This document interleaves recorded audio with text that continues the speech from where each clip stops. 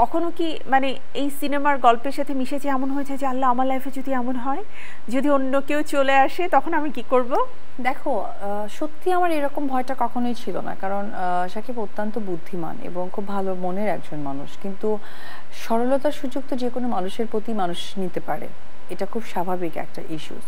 So আমার না কখনো এরকম ফিলই হয় নাই, কারণ একটা মাত্র হিরো অনেক হিরোইনের সাথে কাজ করেছে, অনেক, এবং এত বাঘা বাঘা আর্টিস্টদের সাথে কাজ করেছে, বাঘা বাঘা হিরোইনদের সাথে কাজ করেছে, কখনো না এরকম ইয়েটা আসেনি, রিউমারটা আসেনি। এবং আমার সাথে যে তার একটা ভালো সখ্যতা, এটা সকলেই জানতেন, এবং সকলে জানা থেকে কিন্তু সেই ব্যাপারটাও মেনটেন করতেন, এটা কখনো আসেনি। তবে আমি কখনোই ভয় পেতাম না তাকে নিয়ে, কারণ আমার বিশ্বাস তার প্রতি, সে আমাকে কতটা পছন্দ করে, কতটা লাভ করে, কতটা স্নেহ করে, আদর করে। তো ওই জায়গা থেকে আমার কখনোই সেটা ছিল না। কিন্তু আনফর্চুনেট যেটা হয়েছে কি, দেখো, সুযোগ তো যে কোনো মানুষই নিতে পারে, আর অনেক চালাক মানুষও দেখবো অনেক সময় বোকা হয়ে যায়, বা হঠাৎ করে সেই চালাকের মধ্যে সুযোগের চলে যায়। কারণ যে অপর প্রান্তের মানুষ, তারা তো সদ্ব্যবহার করার জন্য ওয়েট করে, তো একজন মানুষ আসলে সেই সদ্ব্যবহারটা কতটুকু বেরিয়ে আসতে পারে। তো ওই জায়গা থেকে কখনোই তাকে নিয়ে আমার সেই সাইফিলটা হয়নি, এবং আমরা we are very good friend ছিলাম।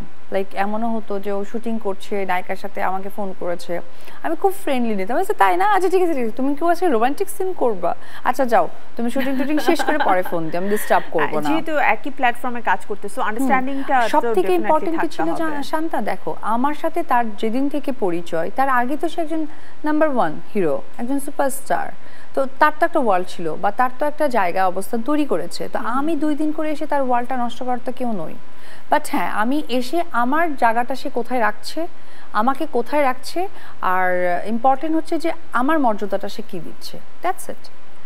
কিন্তু আমি তার সাথে খুবই ভালো ফ্রেন্ডই ছিলাম, কিন্তু ওর সাথে যারা হিরোইনরা কাজ করছে তারা কখনোই তার সিচুয়েশন বা তাকে ইউজ বা তাকে ব্যবহার করার সুযোগটা কখনো নেয়নি।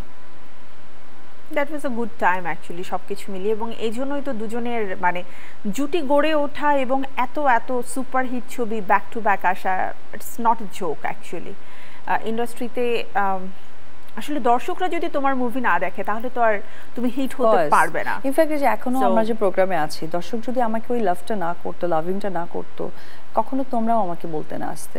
তো ডেফিনেটলি দর্শকের সেই ভালোবাসা, প্রে, সবকিছু আমার উপর আছে বিধায় কিন্তু আজকে তোমরাও ডাকছো এবং আমি কাজ করছি।